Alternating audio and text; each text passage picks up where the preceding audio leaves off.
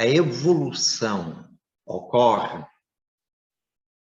em que os valores intelectuais e morais vão se aprimorando, existe um abrandamento dos costumes, na medida em que o exterior, o mundo, não é mais do que o reflexo do nosso interior. Ou, por outras palavras, o mundo somos nós. E vamos dando conta que, na razão direta, em que existe conquistas de natureza interna que habilitam a uma maior compreensão, a um maior ganho de consciência a respeito da vida, certamente há uma mudança na forma como interagimos uns com os outros. Certamente, a ignorância é responsável pelos comportamentos mais infelizes que, de uma forma geral, têm acompanhado o homem ao largo dos séculos e ainda nos dias de hoje. Mas não falamos simplesmente de uma ignorância a respeito das leis naturais ou divinas que regem a nossa vida, e muito menos uma ignorância a respeito do mundo em que nós estamos, a respeito daquilo que a ciência nos vai trazendo. Falamos da verdadeira ignorância, e essa tem a ver com o desconhecimento sobre nós próprios. Quanto mais nós nos desconhecemos, maior é essa ignorância a respeito da relação com o outro. Porque a relação que temos conosco é uma relação baseada ou assente na inconsciência, no automatismo, na medida em que o que sabemos sobre nós ou não é nada ou é muito pouco. E isso acaba por fundamentar as nossas abordagens, a maneira como nós olhamos a vida, como é que nós olhamos para o outro. E esse olhar para fora é um olhar que reflete aquele que temos para dentro, a maneira como nos vemos. Este é o movimento. O movimento é sempre de dentro para fora, centrífugo. Ora, acontece que atualmente nós já não temos mais, felizmente, a prática do duelo como ele era conhecido no tempo de Allan Kardec. Em meados do século XIX, em França, em Paris, que era a cidade-luz, ali o centro da cultura. E, no entanto, os homens de elite acabavam por ter esta prática ainda algo primitiva de resolverem as questões de honra pessoal, entenda-se, de orgulho, através do duelo. E, naturalmente, que aqueles que entravam neste tipo de convenção social, uns tornavam-se assassinos, criminosos e outros suicidas. Porque se havia casos, e nós podemos, digamos, ter presente para nós, através dos filmes que procuram retratar essas épocas, que havia homens que nitidamente tinham uma superioridade no manejo da arma muito superior ao seu adversário. Logo ele sabia que à partida ele iria ganhar, que ele iria, portanto, sair vivo e que logo ele iria matar o outro. A recíproca também é verdadeira. O outro sabia, logo à partida, que as probabilidades dele poder viver eram mínimas, se é que existiam. Logo era um suicídio. Mas são os costumes. É aquilo que ainda hoje, noutros aspectos, nós chamamos na sociedade de normalidade. E que de normalidade só tem pelo facto de ser a maioria. Porque de resto é antinatural. Mas dentro da ilusão que caracteriza a própria sociedade, neste caso, a grande maioria, leva-nos a ter comportamentos semelhantes a este, que na época de Allan Kardec existiam. Ora, hoje, nós temos outro tipo de duelo. Se nós estamos a caminhar na direção de uma espiritualização, se aos poucos, de forma paulatina e progressivamente, nós estamos a desmaterializarmos-nos, a libertarmos-nos, portanto, da influência predominante da matéria, então nós vamos ver isso também nos costumes. E o que é que nós vemos hoje? Nós vemos hoje que não temos o duelo de uma forma física, materializada, com arma na mão. Se fosse pistola, ou seja uma arma branca. Então o que é que nós temos ainda hoje? Nós temos, portanto, uma desmaterialização do duelo. Hoje o nosso duelo é um duelo mais subtil. Não é de arma na mão, mas é através da própria palavra. Então não é uma coisa materializada, mas continua a ser uma arma. E através da palavra, seja ela oral ou seja ela escrita, nós acabamos por ferir, em alguns casos, ferir de morte, o nosso semelhante.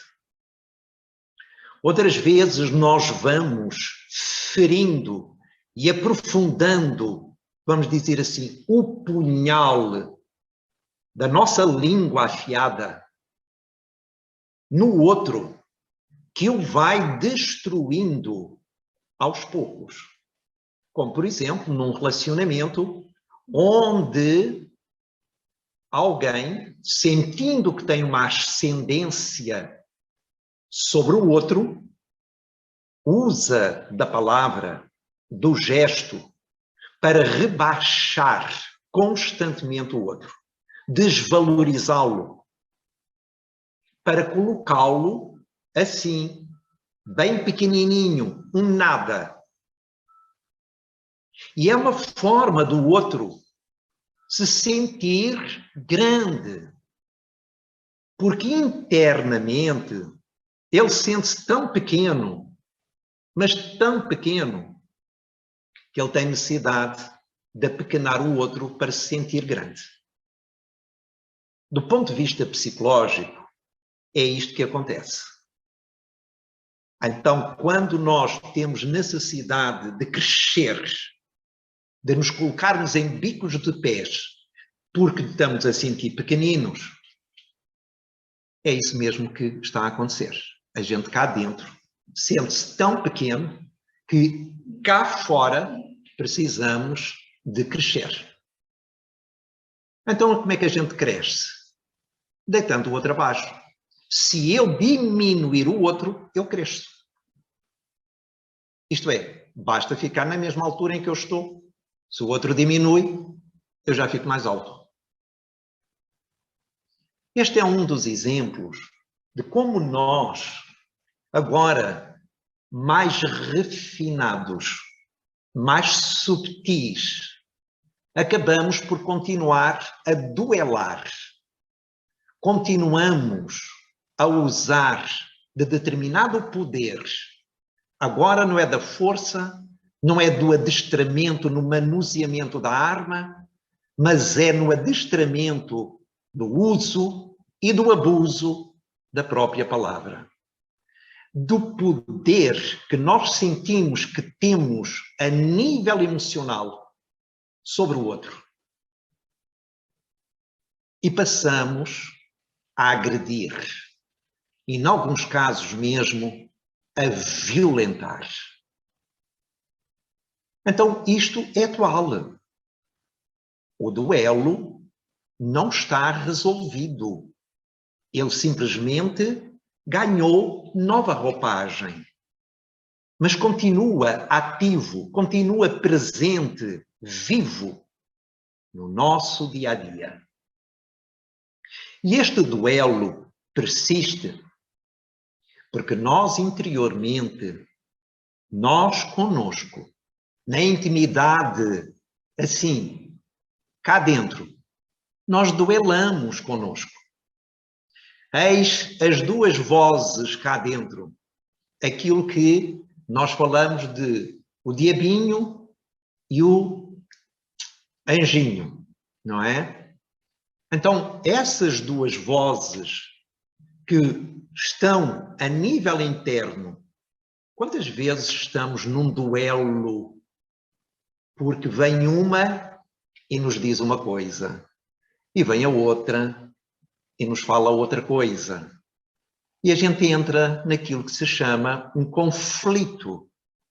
É de alguma forma um duelo. A gente está dividido. Ou realmente seguimos aquilo que é a voz mais ruidosa. E a nossa voz mais ruidosa é sempre, sem exceção, a voz do ego, a voz do orgulho, que é a voz que agride, é a voz que culpabiliza, é a voz que cobra, é a voz que exige. Essa voz está lá. Quando nós não fazemos algo que a voz ruidosa disse para fazermos, de imediato, ela a seguir vem cobrar, vem culpabilizar. Ou então, se a gente fez e, entretanto, as coisas não estão bem resolvidas dentro de nós, essa voz cobra na mesma. Neste caso, culpabiliza, não é? Então é uma voz que é agressora. É agressora. A voz que é da alma é a voz que é menos ruidosa. É a voz que se manifesta de uma forma natural. E nós temos mais dificuldade em ouvi-la porque a outra frequentemente sobrepõe-se. Porquê? Porque a outra, a voz do ego, a voz do orgulho, da vaidade, do egoísmo, etc., é a voz que quer dar nas vistas. É a voz que sente a necessidade de ser considerada, valorizada. É a voz da ilusão. É a voz da nossa mente, que sabemos hoje mente muitas vezes.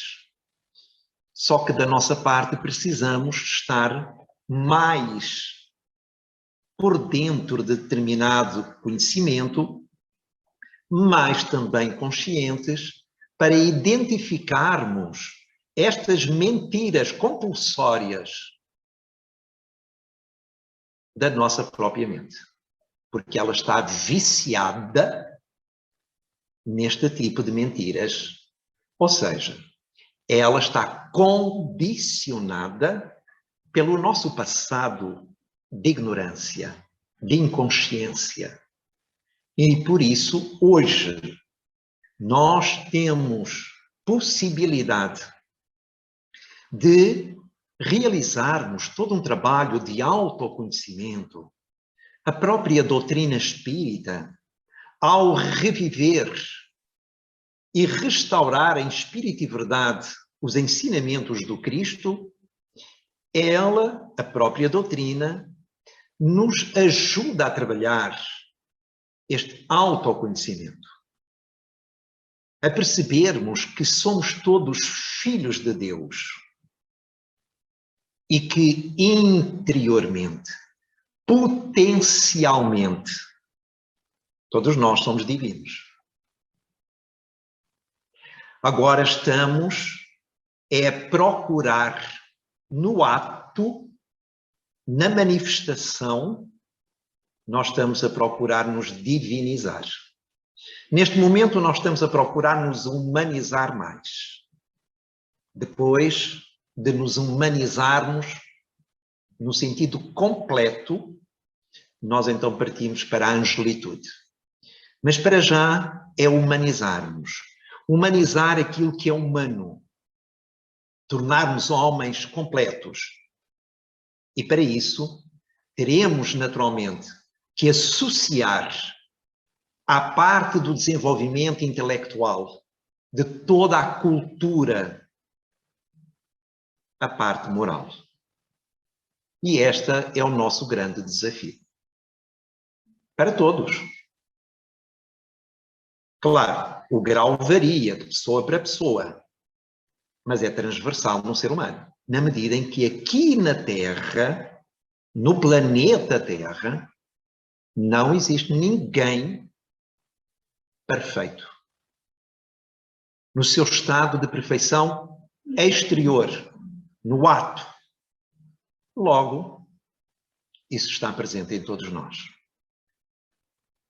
E é esta dificuldade em relacionarmos connosco, a maneira como nós estamos internamente connosco, que vai traduzir-se na forma como nos relacionamos externamente com os outros. O exterior sempre é o reflexo do interior. E não há exterior sem interior, seja no que for. Ora, isto significa que, de facto, a proposta de Jesus é uma proposta até hoje desafiadora. E ainda atualmente, para muitos, aqueles que estão mais materializados, que ainda estão num nível de maior inconsciência, ouvirem falar a máxima que Jesus nos deixou, amai os vossos inimigos, é loucura. Como é que é possível alguém poder amar aqueles que lhe provocam sofrimento, dor, que lhes trazem tantas aflições, tanta perturbação? Isso não é possível. Só que com os subsídios da ciência, já que muita ciência, como dizia Pasteur, aproxima o homem de Deus. E nós estamos cada vez com mais ciência. E por isso estamos cada vez mais a aproximar-nos de Deus através da ciência. E o que é que acontece? É que hoje, cada vez mais, se é precisamente elementos da comunidade científica e ligada à medicina, à psicologia, à psiquiatria, ligada, por exemplo, à psiconeuroimunologia, ligada, inclusive, à epigenética, que nos vem dizer que aqui dentro, primeiro, nós temos o poder. Porque não há doenças, há doentes. Segundo, que quando nós temos algum ressentimento e não procuramos resolvê-lo conosco, mais cedo ou mais tarde, nós vamos adoecer. E conforme a personalidade de cada um e algumas também das suas fragilidades orgânicas, o que vai acontecer é podermos vir a ter problemas gástricos, por exemplo. Mas do ponto de vista psicológico, nós vamos adoecer a nível emocional. Porque é uma emoção que está estagnada. E nós sabemos que tudo o que estagna, tudo o que para, é morte. Se o nosso sangue para de circular dentro de nós, a gente morre. Se as águas param, ficam estagnadas, como é que elas ficam? Ficam com lodo. Ficam, portanto, insalubres. Então, quando uma emoção fica presa, parada lá atrás, em algum acontecimento, e nós não procuramos perdoar, nós vamos adoecer. É só uma questão de tempo. Por exemplo, um autor, que nós agora de imediato nos lembramos, psiquiatra norte-americano, o Dr. Gerald Jampolsky. Ele escreveu um pequeno livro que se chama Perdoar. E depois, como subtítulo, ele colocou A Melhor de Todas as Curas. E ele defende a tese, neste seu livro, que durante os dezenas de anos como médico psiquiatra, aqueles seus doentes que não eram capazes de sair dos quadros depressivos, estados mais profundos e com grande perturbação, eram aqueles que não conseguiam perdoar. E quando a gente diz eu não consigo, psicologicamente a gente está a querer dizer eu não quero. Eu não quero. Eu não quero perdoar.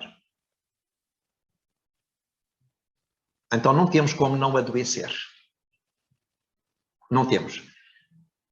Nós acreditamos, já começa a haver alguns estudos nessa área, que daqui para a frente vai haver cada vez mais investigação nesta área e na parte da medicina irão sair cada vez mais estudos a mostrar que é uma questão de saúde pública. Estas questões morais de relacionamento uns com os outros. Que as nossas doenças físicas, psíquicas, estão associadas a valores morais. Ou nós nos harmonizamos interiormente, começando por fazer as pazes connosco mesmo em alguma situação, e depois as pazes com o outro, ou nós vamos adoecer. É uma inevitabilidade.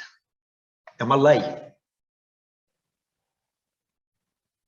Então, quando Jesus nos diz para amar os inimigos, não é para que nós tenhamos para com aqueles que nos provocaram dor e sofrimento,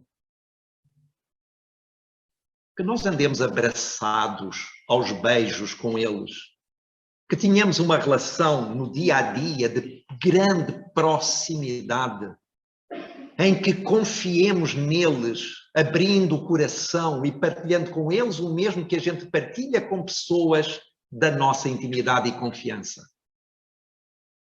Porquê? Porque é necessário nos buscar o bom senso. E o bom senso nos diz que se alguém nos fez mal, convém que nós tenhamos algum distanciamento, até prova em contrário futuramente.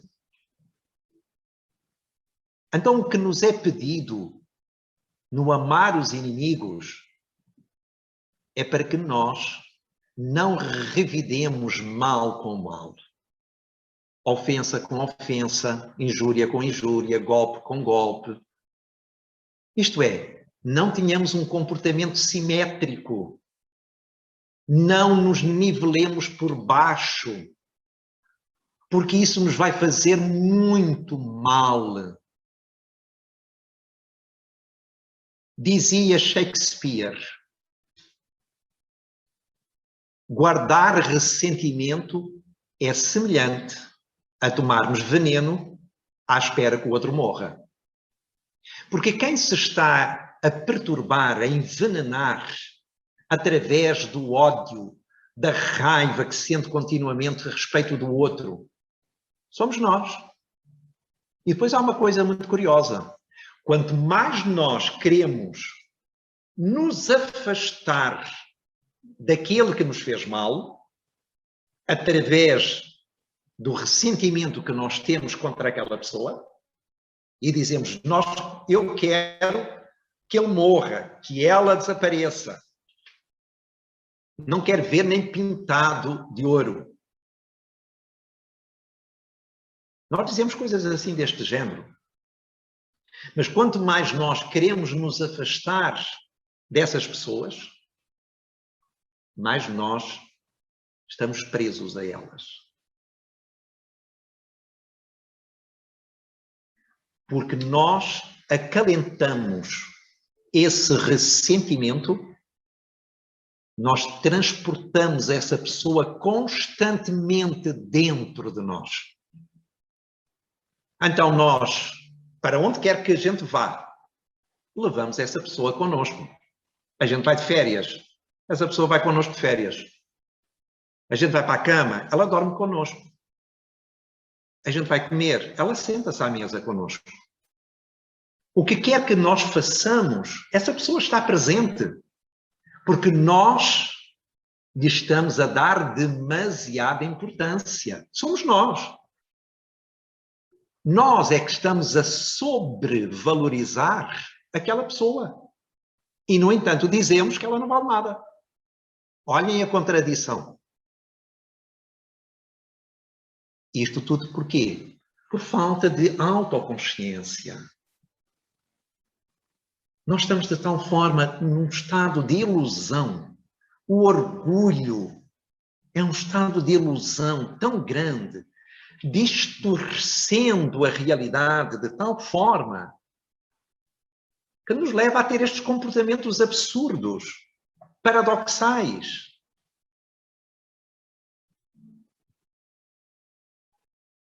E não temos como não sofrer. Não temos. Carregamos connosco este peso que resulta deste estado emocional. As emoções têm peso. Há um peso específico. Quando nós estamos alegres, felizes, quando nós estamos de consciência tranquila, quando nós estamos bem, sentimos leves. Mas quando nós estamos de consciência pesada, quando nós fizemos algo a alguém, quando nós estamos com algum ressentimento, a gente sente-se pesado. É uma forma de avaliar o que é que está a acontecer dentro de nós. Agora, tudo isto acontece na medida em que nós ainda não somos capazes, muitos, pela questão do estado de ilusão, de ignorância em que se encontram. Outros, não estando já tão iludidos, o que é certo é que ainda é difícil conseguir fazer todo este trabalho interior e sair deste estado de alguma forma de ilusão. Porque, no fundo, toda esta questão do perdão, o perdão é bom para quem perdoa, não é para quem é perdoado. Nós a pensar que vamos fazer uma grande ação de caridade, eu perdoo-te. E não estamos a falar só o eu perdoo-te da boca para fora, que muitas vezes existe. Não, estou a falar do perdão em que a gente diz mesmo perdoa e a gente sente, está perdoado. O alívio que a gente sente tem a ver connosco. Então o perdão é bom para quem perdoa, não é para quem é perdoado. Por quê? Porque a ação da lei de Deus, ela é igual para todos nós. Não há distinção. E, portanto, se eu Acabei por ser lesado, senti-me ofendido e sofri. E agora estou-me a libertar, eu sigo a minha vida. Agora o outro foi perdoado, mas a lei está na consciência dele. A lei de Deus está na nossa consciência. Então, mais cedo ou mais tarde, a consciência da pessoa, do agressor, do ofensor, ela vai despertar. E como nós somos espíritos imortais, seja nesta existência ou numa próxima, vai acontecer. E a própria pessoa é que vai, ela mesma, avaliar o seu caso e vai se propor a fazer a respectiva reparação do abuso que cometeu, para que ela mesma se reabilite perante a sua consciência e a consciência cósmica, perante a lei divina, para poder então ficar em paz.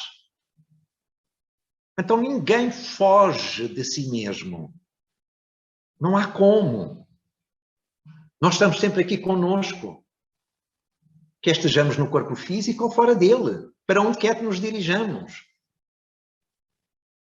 Então, quando nós começamos a saber que a justiça divina é uma lei e que está sempre associada à outra lei, que é do amor, então nós só temos que fazer a nossa parte. Nós conosco. Para podermos dar continuação à nossa vida. Senão nós ficamos retidos na retaguarda, lá atrás. E por isso é que é tão bom ter pelo menos este conhecimento, para que logo à partida nós percebamos como é que as coisas funcionam. E a partir daqui vamos trabalhando, vamos elaborando, refletindo e aprofundando aquilo que está dentro de nós. O que é que eu quero fazer com isto que está aqui dentro? Eu tenho poder sobre isto.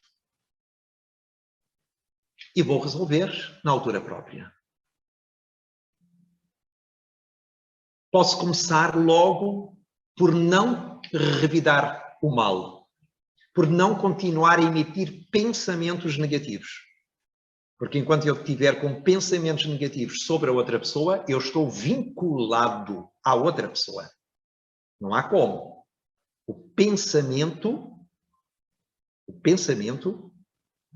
é uma força criadora.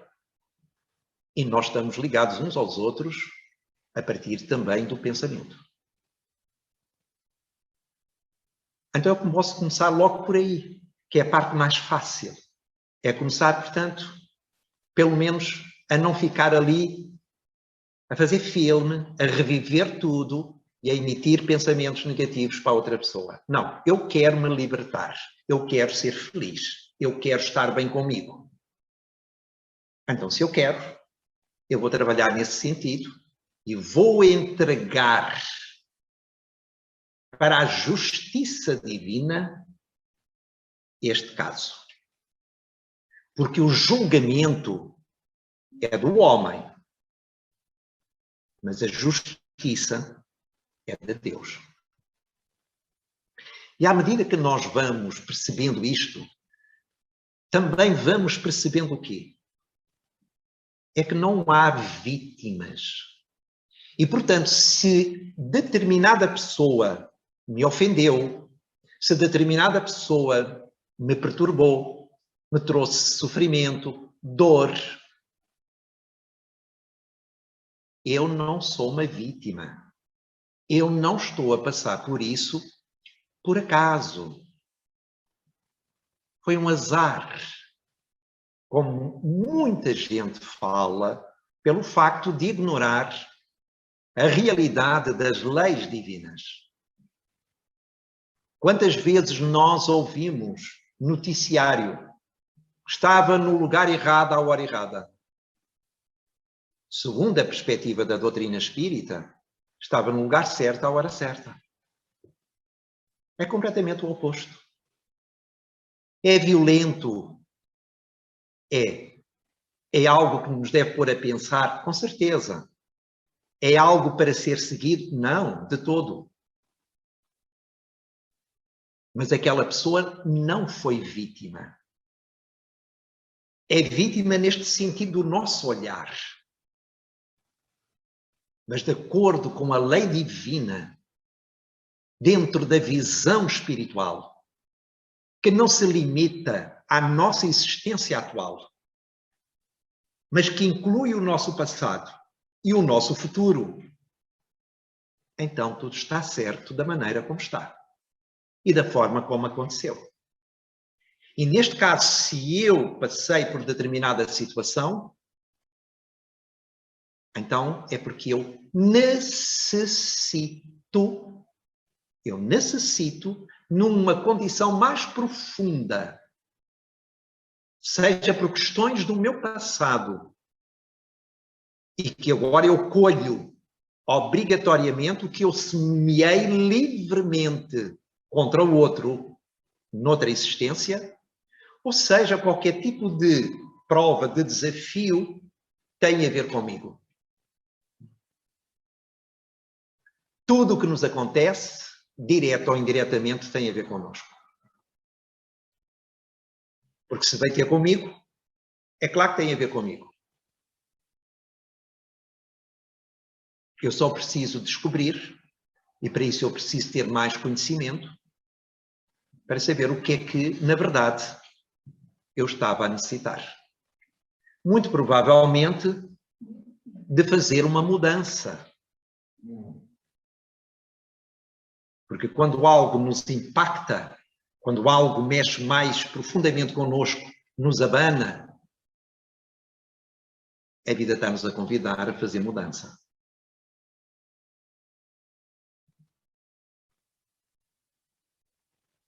Tudo aquilo que sucede na nossa vida tem uma finalidade superior. Podemos não conseguir identificar agora. Podemos até ficar a pensar que somos vítimas, que não merecemos aquilo, que é toda uma injustiça. Vamos assim falar assim um bocadinho de desenho animado. Para os mais velhos. Estou a fazer uma de Calimero. Lembram-se de Calimero? Isto é uma injustiça. Tudo para ele lhe acontecer era uma injustiça. Calimero. Mas a partir do momento que nós, não é, crescemos um bocadinho mais, nós percebemos então que era para mim mesmo. Era para mim. E que aquilo que me aconteceu e que eu soube aproveitar para aprender e crescer e amadurecer, foi muitíssimo bom. Porque me mudou um pouco o meu rumo e agora eu estou melhor do que quando estava antes. Sofri, foi difícil, foi. Mas faz parte do processo do desenvolvimento pessoal. Faz parte. Claro que era sempre melhor nós crescermos interiormente sem sofrimento. Mas o nível de consciência em que nós estamos ainda não dá para isso. Dá já para aliviar muito sofrimento para muitos. Porquê? Porque vão pela inteligência. E operando pela inteligência, sabendo como é que as coisas funcionam, tudo fica já melhor. Mas no mundo em que nós estamos, é ainda uma inevitabilidade o sofrimento. Cuja finalidade, repetimos, é sempre ajudar-nos a melhorar. A podermos fazer aqui uma mudança, que pode ser mais ou menos profunda, mas é para fazermos uma mudança. Então isto significa que, de facto, todos nós continuamos a ser convidados pelo Cristo a ponderarmos a respeito daquilo que nos acontece na vida e a podermos levar em consideração que um outro aspecto muito positivo, quando nós acabamos por ser alvo de qualquer agressão, de qualquer violência, nós poderíamos dizer que a honra da vítima, vamos agora colocar assim os termos, a honra da vítima está em não ser o assassino. Esta é uma frase que a gente pode trazer para aquilo que estávamos a falar. Ou seja, mais vale ser ferido do que ferir. Mais vale ser magoado do que magoar. Porque quando nós somos feridos, magoados, nós temos a lei do nosso lado. O outro é que está contra ela. E mais cedo ou mais tarde, a lei vai reverberar. E a pessoa vai, portanto, colher aquilo que semeou. Não tem como. É uma questão de tempo. Então, com Jesus, a proposta é amar os inimigos. Ou seja, termos um olhar diferente, termos aqui um olhar mais abrangente, mais claro, mais amoroso. Um olhar mais da alma, mais realista, mais humilde. E aguardarmos com confiança o futuro, na medida em que tudo aquilo que nós dermos à vida, a vida vai nos retribuir. É só uma questão de tempo, tanto pela positiva quanto pela negativa. Estamos subordinados à lei de causa e efeito, ou da ação e reação, ou a lei das compensações. Há uma escolha, há a respectiva consequência. Não é castigo, não é punição, é consequência. E tudo isto, para nós, nos ajuda a acalmar-nos interiormente, a podermos ter aqui um comportamento diferente e a vivermos com mais qualidade a própria vida. Tudo isto o Cristo exemplificou, porque ele foi o primeiro a dar o mote da não violência. Pai, perdoa-lhes porque eles não sabem o que fazem. Então, todos nós que estamos a seguir-lhe e queremos seguir-lhe os passos, que procuramos ser discípulos dos seus ensinamentos, este é o caminho. E como dizia o poeta, ele mostrava bem como as coisas estão dentro de nós. Esse poeta, que é o Khalil Gibran, ele diz assim: o meu inimigo disse-me, ama o teu inimigo. E eu fiz-lhe a vontade e passei a amar-me. Então, no momento em que nós interiormente fizermos as pazes connosco, estivermos aqui sem este duelo interno, sem este conflito maior, e passarmos a aceitarmos um pouco mais como nós estamos, com as condições em que estamos, com os recursos que neste momento possuímos, sabendo que estamos num processo de aperfeiçoamento, fica tudo mais fácil para lidarmos com o exterior. Porque, repetimos, o exterior é um reflexo do interior. Que a bênção amorosa de Jesus possa então continuar a apaziguar os nossos corações e a ajudar-nos em todo este processo natural de autodescoberta, de autorrealização, para que nos aproximemos cada vez mais como irmãos espirituais que nós somos e não como adversários que muitas vezes ainda pensamos ser. Muita paz.